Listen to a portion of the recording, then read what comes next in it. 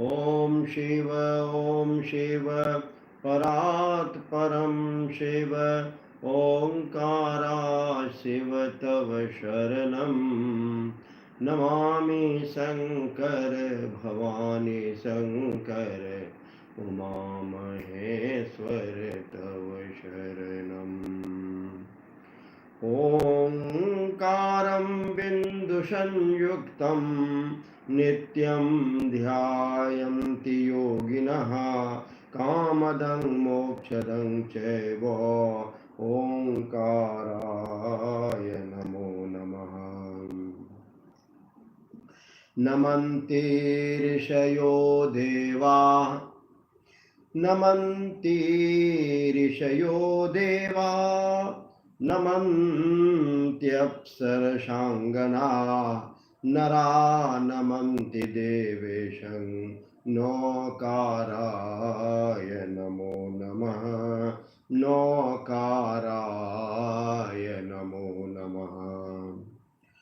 महादेवं महात्मानं महाध्यानपरायणम् महादेवं महात्मानं महाध्यानपरायणं महापापहरं देवं मौकाराय नमो नमः मौकाराय नमो नमः। शिवं शान्तं जगन्नाथं शिवं शान्तं जगन्नाथं लोकानुग्रहकारकं शिवमेकपदं नित्यं श्रीकाराय नमो नमः श्रीकाराय नमो नमः। वाहनं वृषभो यस्य वासुकी कंठभूषणं वामे शक्तिधरं देवं वकाराय नमो नमः अवकाराय नमो नमः।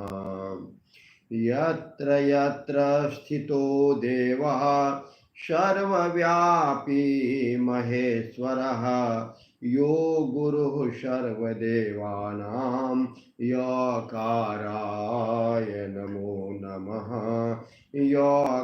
यकाराय नमो नमः। ओम नमः शिवाय ओम नमः शिवाय ओम नमः शिवाय ओम नमः शिवाय। नारायणं नमस्कृत्य नरं चैव नरोत्तमं देवीं सरस्वतीं व्यासं ततो जयमुदीरयेत् ततो जयमुदीरयेत्। आज अत्यंत ही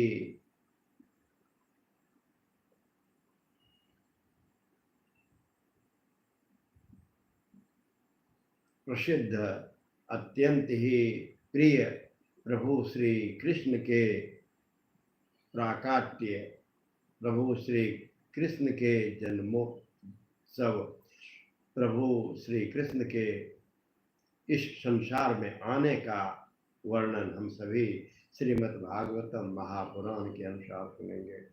तो सबसे पहले हम सभी ऋषि मुनियों देवी देवताओं अपने अपने माता पिता सबों को सादर प्रणाम निवेदित कर प्रभु की महिमा का पाठ करने का प्रयास करता हूँ। उनकी महिमा का पाठ करना कितना कठिन है आप सभी जानते हैं, फिर भी ओम वसुदेवसुतं देवं कंसचाणूरमर्दनं देवकी परमानंदं कृष्णं वंदे जगद्गुरुम्। अथ श्रीमद्भागवतं महापुराणं दशमस्कन्धः अथ तृतीयोऽध्यायः। भगवान् श्री कृष्ण का पराप्राकट्य। श्रीशुकोवाच अथ सर्वगुणोपेतः कालः परम शोभनः यर्हेवा जनमरक्षं शान्तरक्षग्रहतारकम् दिशः प्रसेदुर्गगनं निर्मलोदोगनोदयं महीमङ्गलभूयिष्ठ पूरग्रामव्रजाकरा नद्यः प्रसन्नसलिला हृदा जलरुहश्रियः द्विजाली कुलसंनादस्तबका वनराजयः। श्री सुखदेव जी कहते हैं, परीक्षित, अब समस्त शुभ गुणों से युक्त बहुत सुहावना समय आया। रोहिणी नक्षत्र था, कुछ दिनों के बाद तुरंत आने वाला है। रोहिणी नक्षत्र था। आकाश के सभी नक्षत्र, ग्रह और तारे शांत और सौम्य हो रहे थे। दिशाएं स्वच्छ थी। निर्मल आकाश में तारे जगमगा रहे थे। पृथ्वी के बड़े बड़े नगर, छोटे छोटे गांव, अहीरों की बस्तियां और हीरे आदि की खानें मंगलमय हो रही थी। नदियों का जल निर्मल हो गया था। रात्रि के समय में भी सरोवर में कमल खिल रहे थे। वनों में वृक्षों की पंक्तियां रंग बिरंगे पुष्पों के गुच्छों से लद गई थी। कहीं पक्षी चहक रहे थे तो कहीं भौरे गुनगुना रहे थे। ववो वायो सुख स्पर्श पुण्य गंधवः शुचि अग्रयश्च द्विजातीनां शांतास्तत्र समिंदत। उस समय परम पवित्र और शीतल मंद मंद वायु अपने स्पर्श से लोगों को सुखदान करती हुई बह रही थी। ब्राह्मणों के अग्निहोत्र की कभी न बुझने वाली अग्नियां जो कंस के अत्याचार से बुझ गई थी, वे इस समय अपने आप प्रज्वलित हो उठी थी। संत पुरुष पहले से ही चाहते थे कि असुरों की बढ़ती न होने पाए। अब उनका मन सहसा प्रसन्नता से भर गया। जिस समय भगवान के आविर्भाव का अवसर आया, स्वर्ग में देवताओं की दुंदुभियां अपने आप बज उठी। किन्नर और गंधर्व मधुर स्वर में गाने लगे। सिद्ध और चारण भगवान के मंगलमय गुणों की स्तुति करने लगे। विद्याधारियां अप्सराओं के साथ नाचने लगी। बड़े बड़े देवता और ऋषि मुनि आनंद से भरकर पुष्पों की वर्षा करने लगे। जल से भरे हुए बादल समुद्र के पास जाकर धीरे धीरे गर्जना करने लगे। जन्म मृत्यु के चक्र से छुड़ाने वाले जनार्दन के अवतार का समय था। निशीथ अर्धरात्रि, निशीथ अर्धरात्रि। चारों ओर अंधकार का साम्राज्य था। उसी समय सबके हृदय में विराजमान भगवान विष्णु देव रूपिणी देवकी के गर्भ से प्रकट हुए। जैसे पूर्व दिशाओं में 16 कलाओं से परिपूर्ण चंद्रमा का उदय हो रहा हो। वसुदेव जी ने देखा, उनके सामने एक अद्भुत बालक है। उनके नेत्र कमल के समान और विशाल हैं। 4 सुंदर हाथों में शंख, गदा, चक्र और कमल लिए हुए हैं। वक्ष स्थल पर श्रीवत्स का चिन्ह, अत्यंत सुंदर सुवर्णमयी रेखा है। गले में कौस्तुभ मणि झिलमिला रही है। वर्षाकालीन मेघ के समान परम सुंदर श्यामल शरीर पर मनोहर पीतांबर फहरा रहा है। बहुमूल्य वैदर्य मणि के किरीट और कुंडल की कांति से सुंदर सुंदर घुंघराले बाल सूर्य की किरणों के समान चमक रहे हैं। कमर में चमचमाती करधनी की लड़ियां लटक रही है। बाहों में बाजूबंद और कलाइयों में कण शोभायमान हो रहे हैं। इन सब आभूषणों से सुशोभित बालक के अंग अंग से अनोखी छटा छिटक रही है। तमद्भुतं बालकं भुजेक्षणं चतुर्भुजं शङ्खगदायुधायुधं श्रीवत्सलक्ष्मं गलशोभिकौस्तुभं पीताम्बरं शान्द्रपयोधशोभगम्। ओम। जब वसुदेव जी ने देखा कि मेरे पुत्र के रूप में तो स्वयं श्री भगवान ही आए हैं, तब उन्हें तो पहले असीम आश्चर्य हुआ, फिर आनंद से उनकी आंखें खिल उठी, उनका रोम रोम परमानंद में मग्न हो गया। श्री कृष्ण का जन्मोत्सव मनाने की उतावली में उन्होंने उसी समय ब्राह्मणों के लिए 10,000 गायें देने का संकल्प ले लिया। परीक्षित, भगवान श्री कृष्ण अपनी अंग क्रांति से सूतिका गृह को जगमगा रहे थे। जब वसुदेव जी को यह निश्चय हो गया कि ये तो परम पुरुष परमात्मा ही है, तब भगवान का प्रभाव जान लेने से उनका सारा भय जाता रहा। अपनी बुद्धि स्थिर करके उन्होंने भगवान के चरणों में अपना सिर झुका दिया और फिर हाथ जोड़कर वे उनकी पूजा करने लगे। पिता स्वर्गः पिता धर्मः पिता हि परमं तपः पितरि प्रीतिमापन्ने प्रीयन्ते सर्वदेवता। और ऐसा हो रहा है कि आज प्रभु श्री हरि के पुत्र के रूप में जन्म लेने पर स्वयं पिता जो है वह प्रार्थना कर रहे हैं। वसुदेव जी बोलते हैं, विदितोषि भवान् साक्षात् पुरुषः प्रकृते परः केवलानुभवानंद स्वरूपः सर्वबुद्धिदृक् स एव स्वप्रकृत्येदं सृष्ट्वाग्रे त्रिगुणात्मकं तदनु त्वं ह्यप्रविष्टः प्रविष्ट इव भाव्यसे। यथे मे विकृता भावास्तथा ते विकृते सह नाना वीर्या पृथग भूता विराजं जनयन्ति।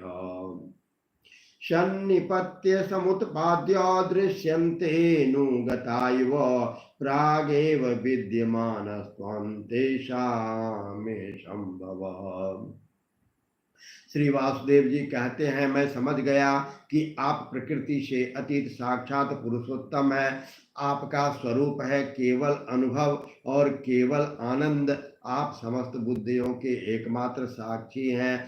आप ही सर्ग के आदि में अपनी प्रकृति से इस त्रिगुणमय जगत की सृष्टि करते हैं, फिर उसमें प्रविष्ट न होने पर आप प्रविष्ट के समान जान पड़ते हैं। जैसे जब तक महतत्व आदि कारण तत्व पृथक पृथक रहते हैं, तब तक उनकी शक्ति भी पृथक पृथक होती है। जब वे इंद्रियादि 16 विकारों के साथ मिलते हैं, तभी इस ब्रह्मांड की रचना करते हैं और इसे उत्पन्न करने, इसी में अनुप्रविष्ट से जान पड़ते हैं। परंतु सच्ची बात तो यह है कि वे किसी भी पदार्थ में प्रवेश नहीं करते हैं। ऐसा होने का कारण यह है कि उनसे बनी हुई जो भी वस्तु है उसमें वे पहले से ही विद्यमान रहते हैं। ठीक वैसे ही बुद्धि के द्वारा केवल गुणों के लक्षणों का ही अनुमान किया जाता है और इंद्रियों के द्वारा केवल गुणमय विषयों का ही ग्रहण होता है। यद्यपि आप उनमें रहते हैं, फिर भी उन गुणों का ग्रहण में आपका ग्रहण नहीं होता। इसका कारण यह है कि आप सब कुछ हैं, सबके अंतर्यामी हैं और परमार्थ सत्य आत्म स्वरूप है। गुणों का आवरण आपको ढक नहीं सकता, इसलिए आप में न बाहर है न भीतर है। फिर आप किस में प्रवेश करेंगे? इसलिए प्रवेश न करने पर भी आप प्रवेश किए हुए के समान दिखते हैं। जो अपने इन दृश्य गुणों को अपने से पृथक मानकर सत्य समझता है वह अज्ञानी है, क्योंकि विचार करने पर ये देह गेह आदि पदार्थ वाग विलास के सिवा कुछ भी सिद्ध नहीं होते। विचार के द्वारा जिस वस्तु का अस्तित्व सिद्ध नहीं होता बल्कि जो बाधित हो जाती है उसको सत्य मानने वाला पुरुष विद्यमान बुद्धिमान कैसे हो सकता है।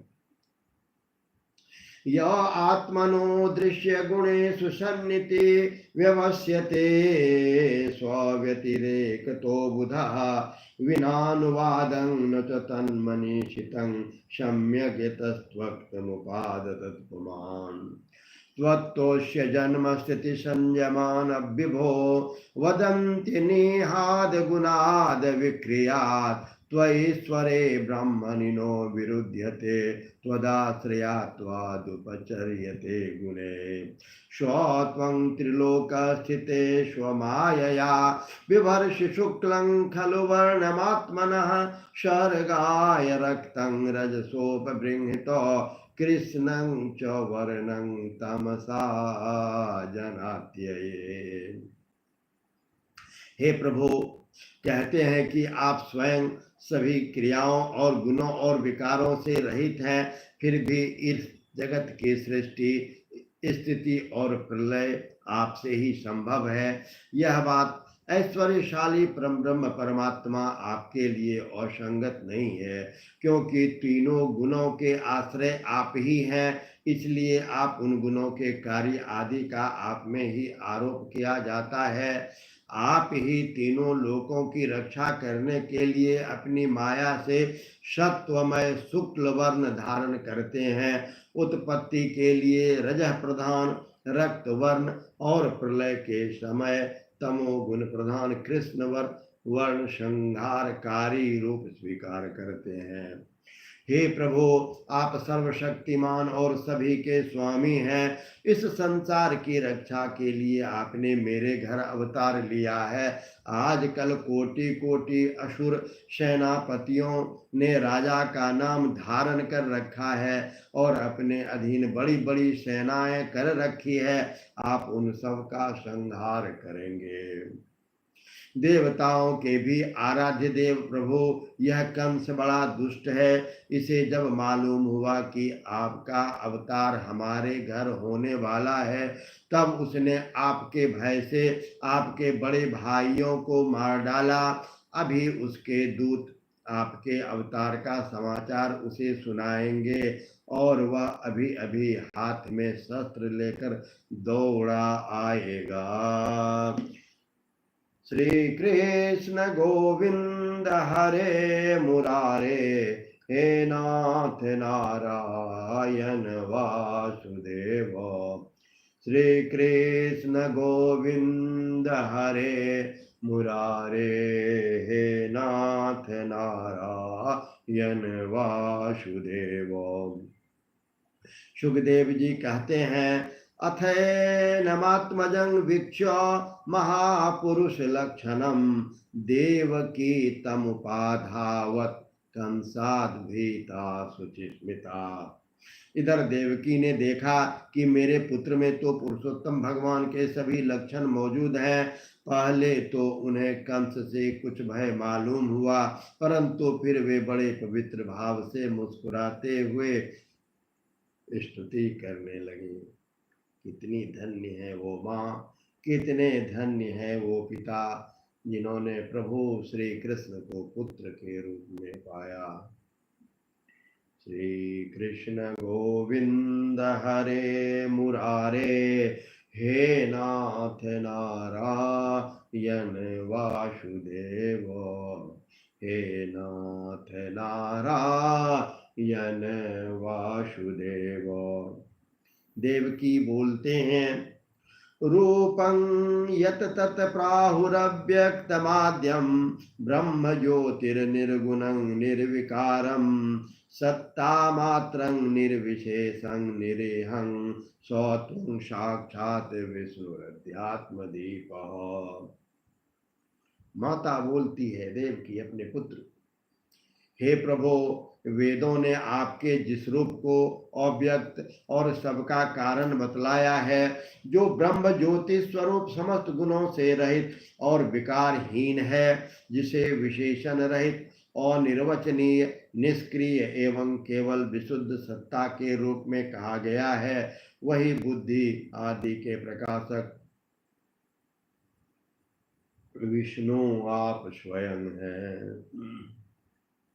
जिस समय ब्रह्मा की पूरी आयु दो परार्थ समाप्त हो जाते हैं, काल शक्ति के प्रभाव से सारे लोक नष्ट हो जाते हैं, पंच महाभूत अहंकार में, अहंकार महतत्व में और महतत्व प्रकृति में लीन हो जाता है, उस समय एकमात्र आप ही शेष रह जाते हैं। इसलिए आपका एक नाम शेष भी है। प्रकृति के एकमात्र सहायक प्रभु निमेष से लेकर वर्ष पर्यंत अनेक विभागों में विभक्त जो काल है, जिसकी चेष्टा से यह संपूर्ण विश्व सचेष्ट हो रहा है और जिसकी कोई सीमा नहीं है, वह आपकी लीला मात्र है। आप सर्वशक्तिमान और परम कल्याण के आश्रय हैं। मैं आपकी शरण लेती हूँ। योऽयं कालस्तस्य ते व्यक्तबन्धो चेष्टामाहुश्चेष्टते येन विश्वं निमेषादिर्वत्सरं तो मह्यं तं त्वेषानं क्षेमधामं प्रपद्यो त्वं घोरादुग्रसेनात्मजान त्राहित्रास्तान् भृत्य वित्रासहासि रूपं चेदं पौरुषं ध्यानधिष्णं मा प्रत्यक्षं मां सदृशं कृशिष्टा। प्रभु, यह जीव मृत्युग्रस्त हो रहा है। यह मृत्यु रूप कराल ब्याल से भयभीत होकर संपूर्ण लोकांतरों में भटकता रहता है, परंतु इसे कभी कहीं भी ऐसा स्थान ना मिला जहां यह निर्भय होकर रहे। आज बड़े भाग्य से इसे आपके चरणार बिंदों की शरण मिल गई है, अतः अब यह स्वस्थ होकर सुख की नींद सो रहा है। औरों की तो बात ही क्या, स्वयं मृत्यु भी इससे भयभीत होकर भाग रही है। स्वयं मृत्यु भी इससे भयभीत होकर भाग रही है। हे प्रभु, आप हैं भक्त भयहारी और हम लोग इस दुष्ट कंस से बहुत ही भयभीत हैं, अतः आप हमारी रक्षा कीजिए। आपका यह चतुर्भुज दिव्य रूप ध्यान की वस्तु है। इसे केवल मांस मज्जामय शरीर पर ही दृष्टि रखने वाले देहाभिमानी पुरुषों के सामने प्रकट मत कीजिए। हे मधुसूदन, इस पापी कंस को यह मालूम न हो कि आपका जन्म मेरे गर्भ से हुआ है। मेरा धैर्य टूट रहा है। आपके लिए मैं कंस से बहुत डर रही हूँ। विश्वात्मन, आपका यह रूप अलौकिक है। आप शंख, चक्र, गदा और कमल की शोभा से युक्त अपना यह चतुर्भुज रूप छिपा लीजिए।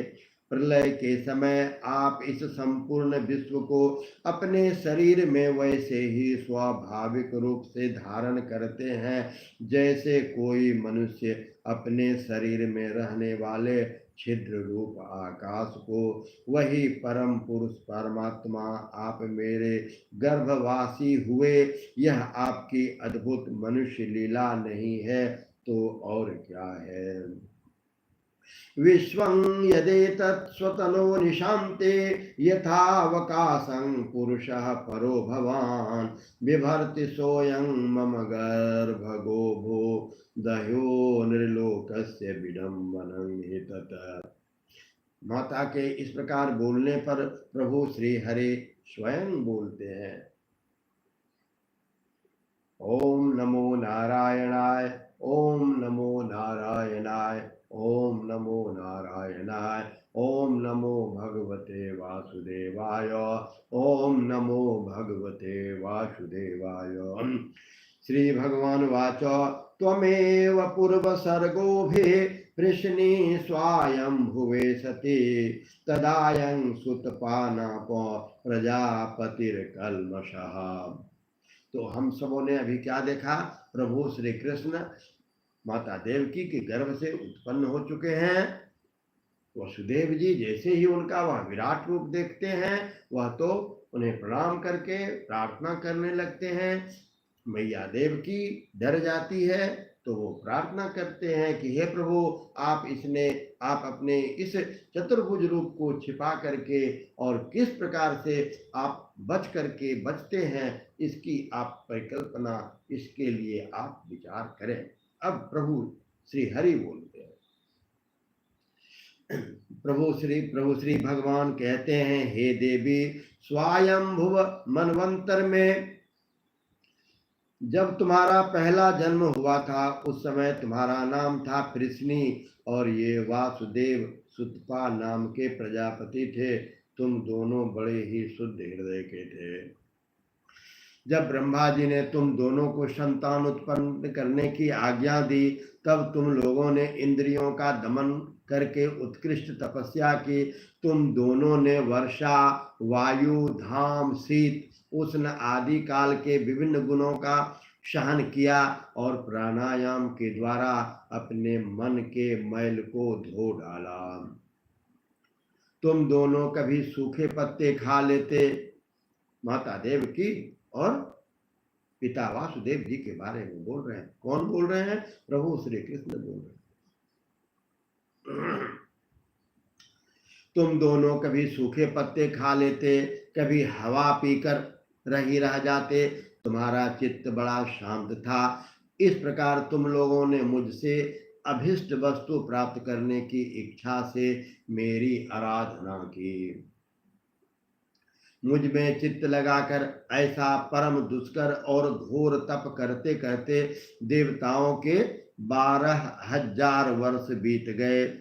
पुण्यमयी देवी, उस समय मैं तुम दोनों पर प्रसन्न हुआ, क्योंकि तुम दोनों ने तपस्या, श्रद्धा और प्रेममयी भक्ति से अपने हृदय में नित्य निरंतर मेरी भावना की थी। उस समय तुम दोनों की अभिलाषा पूर्ण करने के लिए वर देने वाला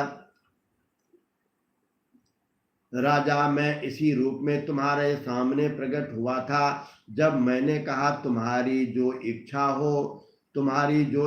हो मुझसे मांग लो, तब तुम दोनों ने मेरे जैसा पुत्र मांगा। उस समय तक विषय भोगों से तुम लोगों का कोई संबंध नहीं हुआ था, तुम्हारे कोई संतान भी ना थे। इसलिए मेरी माया से मोहित होकर तुम दोनों ने मुझसे मोक्ष नहीं मांगा। तुम्हारे लिए मेरे जैसा पुत्र होने का वर प्राप्त हो गया और मैं वहां से चला गया। अब सफल मनोरथ होकर तुम लोग विषयों का भोग करो। मैंने देखा कि संसार में शील, स्वभाव, उदारता तथा अन्य गुणों से मेरे जैसा कोई दूसरा नहीं है। इसलिए मैं ही तुम दोनों का पुत्र हुआ और उस समय मैं कृष्णगर्भ के नाम से विख्यात हुआ।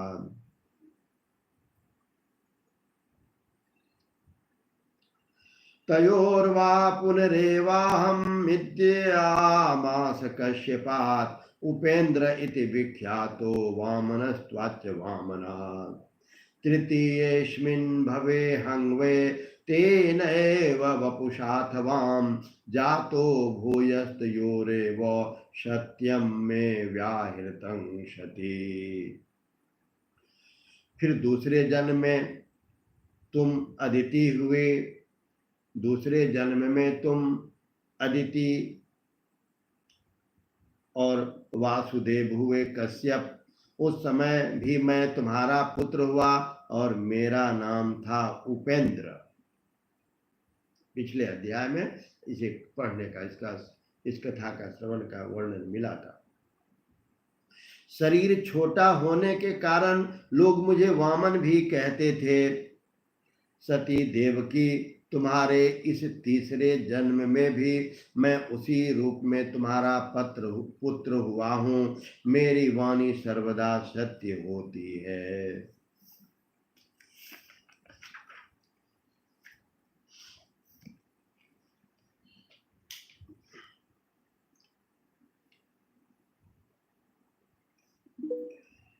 एतद्वां दर्शितं रूपं प्राग्जन्म स्मरणाय मे, नान्यथा मद्भवं ज्ञानं मर्त्यलिंगेन जायते। युवां मां पुत्र भावेन ब्रह्म भावेन चासकृत, चिन्तयन्तो कृतस्नेहो यस्यैथे मद्गतिं पराम्। मैंने तुम्हें अपना यह रूप इसीलिए दिखला दिया है कि तुम्हें मेरे पूर्व अवतारों का स्मरण हो जाए। यदि मैं ऐसा नहीं करता तो केवल मनुष्य शरीर से मेरे अवतार की पहचान नहीं हो पाती। तुम दोनों मेरे प्रति पुत्र भाव का निरंतर ब्रह्म भाव रखना। इस प्रकार वात्सल्य स्नेह और चिंतन के द्वारा तुम्हें मेरे परम पद की प्राप्ति होगी। श्री सुखदेव जी कहते हैं, भगवान इतना कहकर चुप हो गए। अब उन्होंने अपनी योग माया से पिता माता के देखते देखते तुरंत एक शिशु का रूप धारण कर लिया। तब वसुदेव जी ने भगवान की प्रेरणा से अपने पुत्र को सूतिका गृह से बाहर निकालने की इच्छा की। उस समय नंद देवी यशोदा के गर्भ से उस योग माया का जन्म हुआ, जो भगवान की शक्ति होने के कारण उनके समान ही जन्म रहित है। उसी योग माया ने द्वारपाल और पूर्ववासियों की समस्त इंद्रिय वृत्तियों की चेतना हर ली। वे सब के सब अचेत होकर सो गए। बंदी गृह के सभी दरवाजे बंद थे। उसमें बड़े बड़े किवाड़, लोहे की जंजीर और ताले जड़े हुए थे। उनके बाहर जाना बड़ा ही कठिन था, परंतु वसुदेव जी भगवान श्री कृष्ण को गोद में लेकर ज्यों ही उनके निकट पहुँचे, त्यों ही सबके सब दरवाजे अपने आप खुल गए।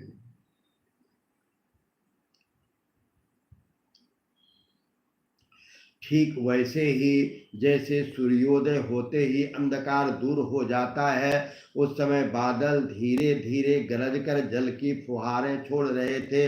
इसलिए शेष जी अपने फनों से जल को रोकते हुए भगवान के पीछे पीछे चलने लगे। तां कृष्णा वाहे वासुदेव आगते, स्वयं व्यवर्यन्त यथा तमोरभे, ववर्ष परजन्य उपांशु गर्जितः, शेषोन्यगाद वारि निवारणत फलो। मेघो निवर्षत्य सुकृत यमुना जाया यमानुजा, गंभीरतो योग जवोर्मिफे नीला, भयानका वर्त सताकुला नदी, मार्ग ददो सिंधुरिव श्रिय पते। नंद व्रजं शौरिरुपेत्य तत्र तान् गोपान् प्रसुप्तानुपलभ्य निद्रया, सुतं यशोदा शयने निधाय तत्सुतामुपादाय पुनर्गृहानगात्। देवक्याः शयनेन्यस्य वसुदेवोऽथ दारिकां, प्रतिमुच्य पदोर्लोह मास्ते पूर्ववदावृतः। यशोदानन्दपत्नी च जातं परमबुध्यतो, नौतलिङ्गं परिश्रमता निद्रयापगतश्रमे। उन दिनों बार बार वर्षा होती रहती थी। इससे यमुना जी बहुत बढ़ गई थी। उनका प्रवाह गहरा और तेज हो गया था। तरल तरंगों के कारण जल पर फेन ही फेन हो रहा था। सैकड़ों भयानक भंवर पड़ रहे थे। जैसे सीतापति भगवान श्री राम ने समुद्र मार्ग दे दिया था, जैसे सीतापति भगवान श्री राम जी को समुद्र ने मार्ग दे दिया था, वैसे ही यमुना जी ने भगवान को मार्ग दे दिया। वसुदेव जी ने नंद बाबा वसुदेव जी ने नंद बाबा के गोकुल में जाकर देखा कि सबके सब गोप नींद से अचेत पड़े हुए हैं। उन्होंने अपने पुत्र को यशोदा की सैया पर सुला दिया। क्या किया? प्रभु श्री कृष्ण को यशोदा की सैया पर, उन्होंने अपने पुत्र को यशोदा की सैया पर सुला दिया और उनकी नवजात कन्या लेकर वे बंदी गृह में लौट आए।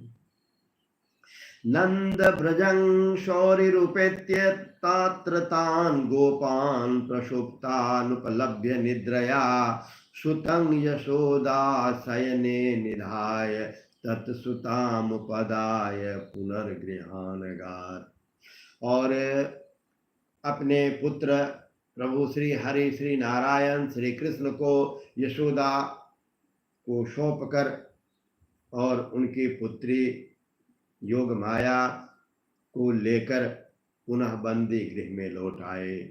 जेल में पहुंचकर वसुदेव जी ने उस कन्या को देवकी की सैया पर सुला दिया और अपने पैरों में बेड़ियां डाल ली तथा पहले की तरह वे बंदी गृह में बंद हो गए। उधर नंद पत्नी यशोदा जी को इतना तो मालूम हुआ कि कोई संतान हुई है, परंतु वे ये जान ना सके कि पुत्री है या पुत्र, क्योंकि एक तो उन्हें बड़ा परिश्रम हुआ था और दूसरे योग माया ने उन्हें अचेत कर दिया था।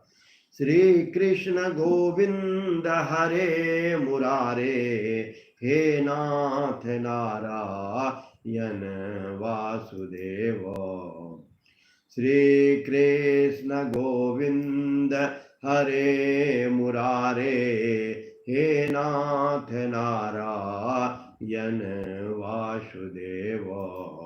हे नाथ नारायण वासुदेव।